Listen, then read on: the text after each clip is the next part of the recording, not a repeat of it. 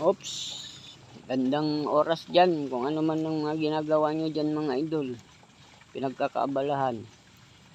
Mga idol, ito ang pagkakaabalahan natin. May nagpa-repair mga idol, ito. Ang ginamit niyang wire ay gauge 15. Yung primary niya mga idol, ayan o. Pagkatapos niyang ma-rewind, nakadalawang patong siya. 2 layers siya sa primary. Nagdugtong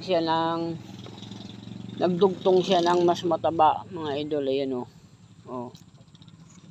Ito yung 15. Yung 14 mas mataba ito. Dinugtong niya dito sa itong primary. Ngayon pagkatapos nung naidugtong na niya ito, dinire-diretso niya yung mataba, yung number 14 na ni-rewind. Nakatatlong patong na naman siya sa number 14. Tatlong patong. Pagkatapos nun, nakatatlong patong siya, dinugtungan niya na naman ng ito. Yung 14, dinugtungan niya na naman uli ng number 15, mas bayat dito na. Ginawa na niyang mga idol, ginawa na niyang secondary ginamper niya. I-connect niya yung secondary niya sa primary. Ay, ibig sabihin ito mga idol, may ito. May rest back ito. Pwede kang makuryente pag ginagamit mo, mga idol, pagka ganon, naka-jumper. Kung ang secondary mo ay nakakonect sa primary, magkakaroon ng magkakaroon ng laban o counter. Magbabalik sa iyo ang kuryente niyan mga idol pag naitaas mo yung isang rod o isang net, ganoon, pag nangunguryente ka.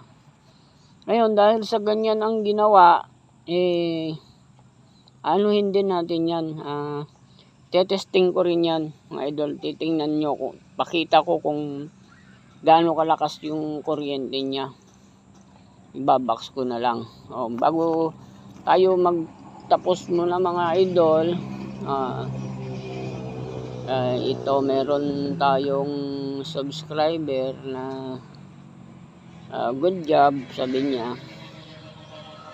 Good job idol, watching from Dumaraw Capiz, Rojas, Philippines. Ayan. Shout out po sa inyo dyan sa Dumaraw Capiz, Rojas City, mga idol. Si Joel Agarado, Joel Agarado o Joel Lagarado. Shout out sa iyo idol. Kumusta dyan? Okay mga idol, maraming salamat. Diyan na lang muna tayo.